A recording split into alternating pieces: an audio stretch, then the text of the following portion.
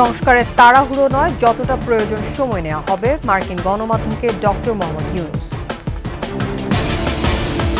দরজায় কড়া নাড়ছে শারদীয় দুর্গোৎসব, প্রতিমা তৈরিতে ব্যস্ত কারিগররা।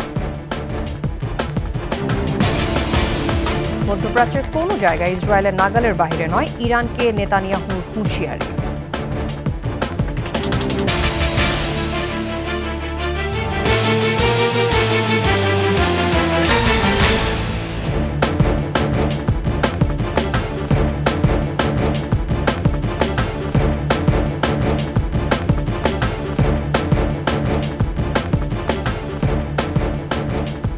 শুনছিলেন ফার্স্ট সিকিউরিটি ইসলামী ব্যাংক পিএলসির সংবাদ শিরোনাম।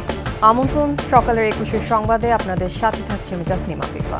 দর্শক, 21 টেলিভিশনের সংবাদ একই সাথে সরাসরি দেখতে পাবেন আমাদের ফেসবুক পেজ www.facebook.com/21 অনলাইনে। এছাড়া সাবস্ক্রাইব করতে পারেন www.youtube.com/21TV এই চ্যানেলে।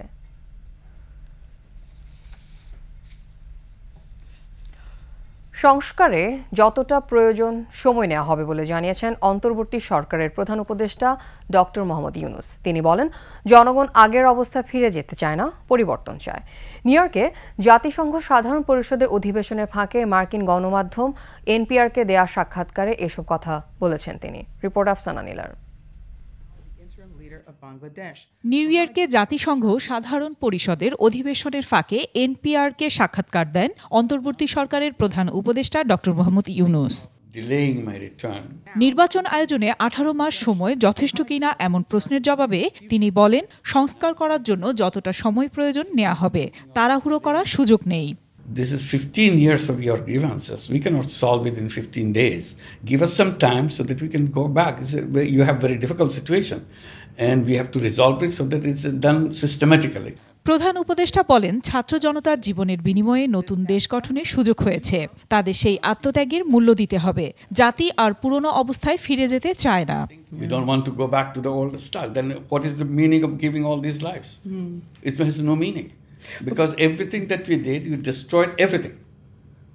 So we have to begin to build a new one. অন্যদিকে সংখ্যালঘুদের হামলার অভিযোগ নিয়েও কথা বলেন ডক্টর ইউনূস। প্রতিশোধ পরায়ণতার মানসিকতা থেকে ফিরে এসে দেশ সংস্কারে মন দিতে সকলের প্রতি আহ্বান জানান তিনি। Because they are followers of Sheikh Hasina or they were attacked because they are Hindu. But they were attacked, that's for sure. But then normalcy started coming back, so we are running the country. But there are demonstrations, not revenge, demonstrations. Afsana Nila, desk report, 21 television. Sheikh হাসিনার পতনের পর ধরা পড়েছেন তার সরকারের মন্ত্রী, MP, আমলারা। এর মধ্যে সালমান এফ রহমান, হাসানুল হক ইনু, রাশেদ খান মেনন, আনিসুল হক দীপুমণি, জুনায়েদ আহমেদ পলক, চৌধুরী আবদুল্লাহ আল মামুন সহ 30 জন পাচ্ছেন ডিভিশন প্রাপ্ত বন্দির মর্যাদা। প্রত্যেকেই প্রায় 1 ডজন করে মামলার আসামি। তবে আইজি প্রিজন্স 21 টেলিভিশনকে জানিয়েছেন, কারাবিধি মেনে প্রথম শ্রেণীর বন্দির মর্যাদা দেয়া হয়েছে তাদের। আরও জানাচ্ছেন দীপু শিকদার। এভাবে আদালত প্রাঙ্গণ ও কারাগারে গণরোষের শিকার হন শেখ হাসিনার দোসররা। জনরোষ থেকে তাদের রক্ষায় সেনাবাহিনী ও আইনশৃঙ্খলা রক্ষাকারী বাহিনীর সদস্যদের হিমশিম খেতে হয়। একে একে ধরা পড়েন আওয়ামী লীগ নেতা সালমান এফ রহমান, আনিসুল হক, ডাক্তার দীপুমণি, জাসদ সভাপতি হাসানুল হক ইনু, ওয়ার্কার্স পার্টি সভাপতি রাশেদ খান মেনন, জুনায়েদ আহমেদ পলক, সাবেক বিচারপতি শামসুদ্দিন চৌধুরী মানিক, সাবেক আইজিপি চৌধুরী আবদুল্লাহ আল মামুন, একেএম শহীদুল হক, ঢাকা মহানগর পুলিশের সাবেক কমিশনার আসাদুজ্জামান মিয়া সহ স্বৈরাচার শেখ হাসিনার দোসররা। বন্দীদের হাল হকিকত সম্পর্কে জানতে চাইলে বিভিন্ন তথ্য দেন কারা মহাপরিদর্শক। রাজনৈতিক বন্দী আছেন, তাদের একটা সিস্টেম হচ্ছে যে আমরা ডিস্ট্রিক্ট ম্যাজিস্ট্রেটের মাধ্যমে তাদের অনুমোদন পেলে তাদেরকে ডিভিশন দেওয়া হচ্ছে। এ পর্যন্ত আমার হিসাবে 62 জন বন্দী আমাদের এই আলোচিত অথবা যারা বিভিন্ন মামলায় গ্রেপ্তার হয়েছেন তারা আছেন। এর মধ্যে 30 জন ডিভিশন ইতিমধ্যে প্রাপ্ত হচ্ছেন, বাকিরা প্রসেসের মধ্যে দিয়ে আছে। ডিভিশন বন্দী এবং সাধারণ বন্দীদের মধ্যে আসলে একটা পার্থক্য যদি বলেন, তারা একটা ডিভিশন বন্দীদের রাখার জন্য আমাদের একটা আলাদা বিল্ডিং এবং সেল আছে, তারা ওই বিল্ডিংয়ে অবস্থান করেন। ডিভিশন প্রাপ্ত বন্দীদের কামরায় রয়েছে একটি খাট, চেয়ার টেবিল এবং 1 জন করে সেবক। 2টি করে জাতীয় পত্রিকা দিচ্ছে কারা কর্তৃপক্ষ। এছাড়া পরিবার ও স্বজনদের দেয়া ফ্রিজ ব্যবহার এবং টেলিভিশন দেখার সুবিধা মিলছে কারাবিধি অনুযায়ী। সকালের নাস্তায় দেয়া হচ্ছে রুটি, সুজি আর সবজি। দুপুরে এবং রাতে দেয়া হয় ডাল, সবজি, মাছ, মাংস। এছাড়া নিজের সেলের চারপাশে পায়চারি করার সুযোগ পান ডিভিশনপ্রাপ্ত বন্দীরা। সকালে সাধারণ বন্দী এবং ডিভিশনপ্রাপ্ত বন্দীদের একই ধরনের নাস্তা দেওয়া হয়, তবে দুপুর এবং রাতে সাধারণ বন্দীদের যে খাবার দেওয়া হয় তাতে আমিষের পরিমাণ কম। নর্মাল যে ডাল চাল বিষয়গুলো আছে এর পাশাপাশি তারা কিছু এডিশনাল আইটেম পান, তার মধ্যে প্রোটিনের প্রাপ্যতা একটু বেশি। এছাড়া কিছু এডিশনাল আইটেম বলতে পাউরুটি, কিছু জেলি এর টাইপের কিছু আইটেম তারা পান। সাধারণ বন্দীরাও ক্ষিপ্ত হয় শেখ হাসিনার দোষরদের নিয়ে কারা কর্তৃপক্ষ উদ্বিগ্ন বলে জানান কারা মহাপরিদর্শক। ইন্টারনাল অ্যালার্টনেস লেভেলটাকে আমরা হাই রাখছি। দীপু শিকদার, 21 টেলিভিশন, ঢাকা। দরজায় কড়া নাড়ছে শারদীয় দুর্গোৎসব। দেবীর আগমনকে ঘিরে কারিগরদের দিনরাত পরিশ্রমে বিভিন্ন মণ্ডপে চলছে প্রতিমা তৈরির কাজ। কোথাও আবার রং তুলির আঁচড়ে ফুটে উঠছে প্রতিমার সৌন্দর্য। প্রশাসন বলছে দুর্গোৎসব নির্বিঘ্নে সম্পন্ন করতে নিশ্ছিদ্র নিরাপত্তা নেওয়া হয়েছে। যশোর, গাইবান্ধা ও চাঁদপুর প্রতিনিধির তথ্যচিত্রে ডেস্ক রিপোর্ট।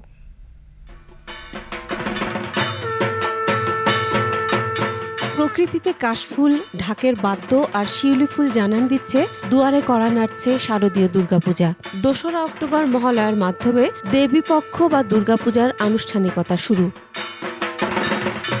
যশোরে দেবীর আগমন ঘিরে ব্যস্ত কারিগররা। যশোরের 8 উপজেলায় এবছর 679টি মণ্ডপে পূজা হবে। অনেক জায়গায় অর্ডার দেওয়া আছে, তারা আসতেছে তাড়াতাড়ি কমপ্লিট করেন। 25-26টা প্রতিমা তৈরি করি প্রতি বছর, সেই এইবারও তৈরি করেছি। দুর্গাপূজা উৎসব মুখর করে তুলতে নেওয়া হয়েছে সব ধরনের প্রস্তুতি। সনাতন ধর্মাবলম্বীদের যে দুর্গাপূজা সেটি যেন অনুষ্ঠিত উদযাপন করতে পারেন তারা, এজন্য আমরা আসলে আমাদের নিরাপত্তা পরিকল্পনা 3 ধাপে গ্রহণ করছি। গাইবান্ধার 7 উপজেলায় 556টি পূজা মণ্ডপে তৈরি হচ্ছে প্রতিমা। আকর্ষণীয় করতে পূজা কমিটির অনেকে জেলার বাইরে থেকে কারিগর এনে প্রতিমা তৈরি করছেন। এখন পর্যন্ত শান্তিপূর্ণভাবে আমরা পূজা উদযাপন উপলক্ষে আসি। সুন্দরভাবে পূজা অনুষ্ঠিত হবে। সকল সম্প্রদায়ের মানুষ, হিন্দু, মুসলিম, আমাদের পাড়া প্রতিবেশী সবাই কিন্তু খোঁজ খবর নিচ্ছেন। শান্তিপূর্ণভাবে পূজা উদযাপনের জন্য নিরাপত্তা ব্যবস্থা জোরদার করা হয়েছে। পুলিশ সর্বোচ্চ সতর্ক আছে, সর্বোচ্চ নজরদারি বজায় রেখেছে।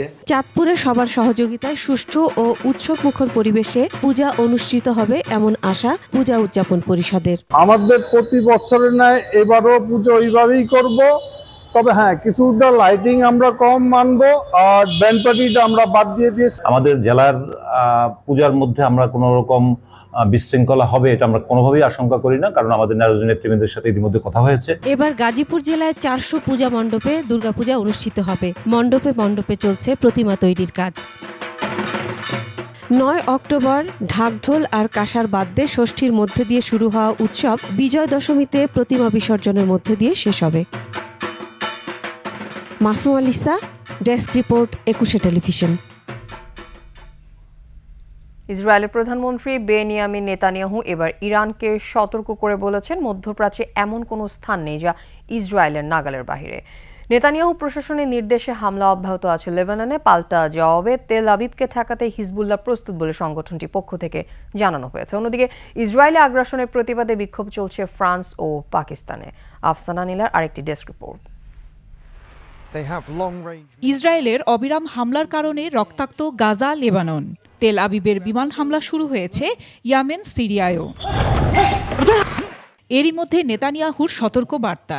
ইসরায়েলি সেনাবাহিনী লেবাননের ইরানপন্থী মিলিশিয়া গোষ্ঠী হিজবুল্লাহ প্রধান হাসান নাসরাল্লাহকে হত্যার 2 দিন পর নেতানিয়াহু হুঁশিয়ারি দিলেন, মধ্যপ্রাচ্যে এমন কোনো স্থান নেই যেখানে ইসরায়েল পৌঁছাতে পারে না।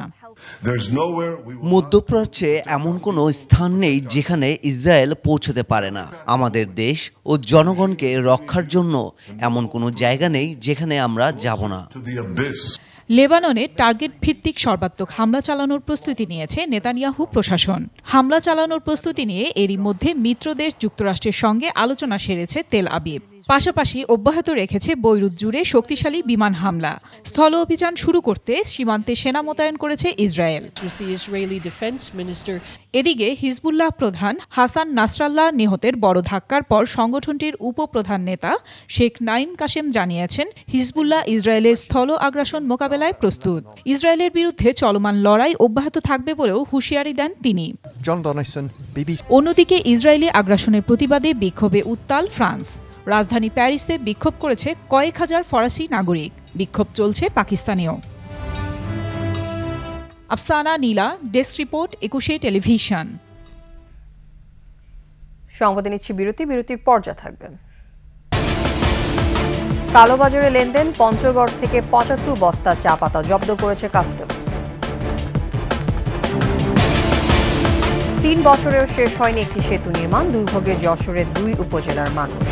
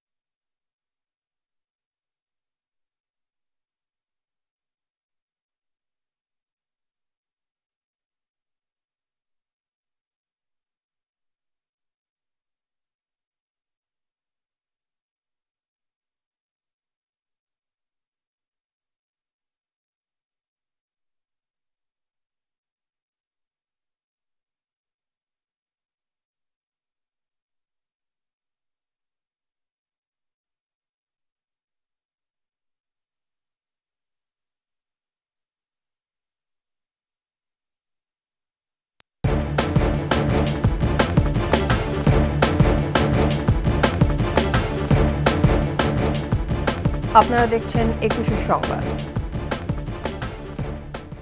গাইবান্ধা 2 আসনের সাবেক সংসদ সদস্য ও জাতীয় সংসদের সাবেক হুইপ মাহবুব আরা বেগম গিনিকে গ্রেফতার করেছে ঢাকা মহানগর গোয়েন্দা পুলিশ। সোমবার রাতে রাজধানী ধানমন্ডি এলাকা থেকে তাকে গ্রেফতার করা হয়। বিষয়টি নিশ্চিত করেছেন অতিরিক্ত পুলিশ কমিশনার রেজাউল করিম মল্লিক। তিনি জানান, গাইবান্ধা 2 এর সাবেক সংসদ সদস্য ও জাতীয় সংসদের সাবেক হুইপ মাহবুব আরা বেগম গিনিকে গ্রেফতার করা হয়েছে। তার বিরুদ্ধে 2টি মামলা রয়েছে। লালমনিরহাটে বন্যা পরিস্থিতির কিছুটা উন্নতি হয়েছে। তিস্তা নদীর পানি বিপদসীমা থেকে 51 সেন্টিমিটার নিচ দিয়ে প্রবাহিত যাচ্ছে। প্লাবিত অধিকাংশ এলাকা থেকে নেমে গেছে বন্যার পানি। জেগে উঠেছে তিস্তার 2 ধারের ধান এবং বাদাম ক্ষেত সহ অন্যান্য ফসলের জমি। স্বাভাবিক জীবনে ফিরতে শুরু করেছেন তিস্তা পাড়ের মানুষ। তবে প্রতিবারের মতো এবারও বন্যার পরে নদী ভাঙন আতঙ্কে দিন কাটছে তাদের। তিস্তা নদী খনন সহ 2 পাড়ে বাঁধ নির্মাণের সরকারের প্রতি আহ্বান জানিয়েছেন ভুক্তভোগীরা। বন্যা থেকে রক্ষা পেতে গেলে নদী ঘুরিয়ে শাসন করা লাগবে, 2 পাশে বাঁধন দেওয়া লাগবে। তাহলে এই তিস্তাপাড়ের মানুষ সুখে শান্তিতে জীবন কাটাতে পারবে। আমরা তার কাছে ট্রেন চাই না, কোনো চাই না, তা খালি নদীর বানটাই চাই। আমরা ট্রেন কিছু চাই না, রাস্তাঘাট কিছু চাই না, শুধু আমাদের নদীর কাজ যদি হয়, নদীটা খনন যদি হয়, তাহলে আমরা সুখী হব ইনশাল্লাহ। অবৈধভাবে চা পাঠানোর সময় পঞ্চগড়ের AGR parcel and courier service থেকে 75 বস্তা চা পাতা জব্দ করেছে কাস্টমস। গতরাতে পঞ্চগড় রওশনাবাগ এলাকা থেকে এসব চা জব্দ করা হয়। গোপন সংবাদের ভিত্তিতে এই প্রতিষ্ঠানে অভিযান চালায় কাস্টমস। এ সময় তারা 5টি প্রতিষ্ঠানের 75 বস্তা চায়ের কাগজে গড়বিল পায়। কাস্টমস কর্তৃপক্ষ জানায়, দীর্ঘদিন ধরে জেলার পার্সেল অ্যান্ড কুরিয়ার সার্ভিসের মাধ্যমে সরকারের রাজস্ব কর ফাঁকি দিয়ে কালো বাজারে চা লেনদেন করছিল একটি চক্র। পরে উদ্ধার করা চা পাতা Uttar Bangla trade international tea ওয়্যার হাউসে পাঠানো হয়।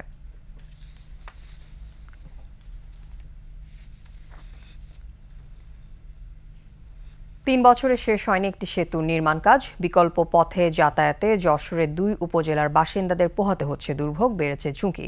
স্থানীয় প্রকৌশল অধিদপ্তর বলছে আইনি জটিলতায় বন্ধ রয়েছে কাজ। যশোর প্রতিনিধি শিকদার খালিদের তথ্যচিত্রে ডেস্ক রিপোর্ট। নদীর নাম টেকা। যশোরের 2 উপজেলাকে ভাগ করেছে এ নদী। এক পারে মনিরামপুর আর অন্য পারে অভয়নগর। 2 উপজেলার 30 গ্রামের মানুষ ভোগান্তি নিয়ে যাতায়াত করত একটি পুরাতন ভাঙা সেতু দিয়ে। দুর্ভোগ লাঘবে প্রয়োজন ছিল একটি নতুন সেতুর। এমন বাস্তবতায় পুরনোটি ভেঙে নতুন ব্রিজের নির্মাণ শুরু হয় 2021 সালে। শেষ হওয়ার কথা ছিল 2023 সালের 7 মার্চ। কিন্তু এখনও কাজই শেষ হয়নি। এতে ভোগান্তিতে দুপারের মানুষ। রাস্তাটা তো কোনো রকমভাবে হয়েছে, কিন্তু ব্রিজটা এখনো হয় নাই। 2.5 বছর ধরে এই কাজ চলতেছে, তাতে করে যাতায়াতের খুব সমস্যা, ভোগান্তি পাচ্ছি আমরা। স্থানীয় প্রকৌশল অধিদপ্তর বলছে ব্রিজের উচ্চতা কমের অভিযোগ নিয়ে রিট করে নৌ পরিবহন কর্তৃপক্ষ। এতেই আটকে যায় নির্মাণ কাজ। হাইকোর্টে একটা রিট হওয়ার কারণে কাজ স্থগিতাদেশ হয়, যার পরিপ্রেক্ষিতে আমরা এটা নির্বাহী প্রকৌশলী মহোদয় উনি এটা অফিসিয়ালি চিঠি দিয়েই কাজ আপাতত বন্ধ অবস্থায় আছে। এদিকে নির্মাণাধীন সেতুর পাশেই কাঠের তৈরি সেতুতে যাতায়াত করছে মানুষ, চলছে যানবাহনও। এতে তৈরি হয়েছে ঝুঁকি। কোন রকম কাঠ দিয়ে একটুখানি করে দিয়ে দিয়েছে, তাতে করে আমরা চলতেই পারি না ভাই। মাঝে একদিন ভাই উল্টে যায় ভাই, আমার মাছ ফুরিয়ে গেছে, অনেক টাকার মাছ ফুরিয়ে গেছে। এই মাত্র উঠতে যায় আমার কুরাসটা ভেঙে গেল। যে কাঠের ব্রিজটা আছে এটা আমরা এবং সাধারণ জনগণ এবং যে যাতায়াতের যে গাড়িগুলো কেউ চলাচল করতে পারতেছে না। জটিলতা কাটিয়ে দ্রুত বৃষ্টির নির্মাণ কাজ শেষ করার দাবি এলাকাবাসীর। খুরশিদ আলম মুকুল, ডেস্ক রিপোর্ট, 21 টেলিভিশন। শেষ করছি 21 সংবাদ। যাবার আগে ফার্স্ট সিকিউরিটি ইসলামী ব্যাংক পিএলসি সংবাদ শিরোনামগুলো আরও একবার। সংস্কারের তাড়াহুড়ো নয়, যতটা প্রয়োজন সময় নেওয়া হবে, মার্কিন গণমাধ্যমকে ডক্টর মোহাম্মদ ইউনূস। দরজার কড়া নাড়ছে শারদীয় দুর্গোৎসব, প্রতিমা তৈরিতে ব্যস্ত কারিগররা। মধ্যপ্রাচ্যের কোনো জায়গায় ইসরায়েলের নাগালের বাইরে নয়, ইরানকে নেতানিয়াহুর হুঁশিয়ারি।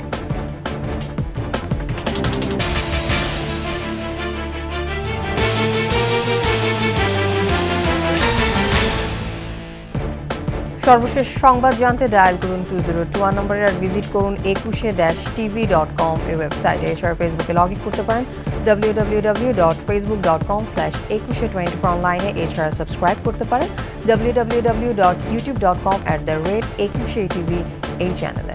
এতক্ষণ সাথে থাকার জন্য ধন্যবাদ। পরবর্তী সংবাদ বেলা 11টায় দেখার আমন্ত্রণ রইল 21-এর সাথে।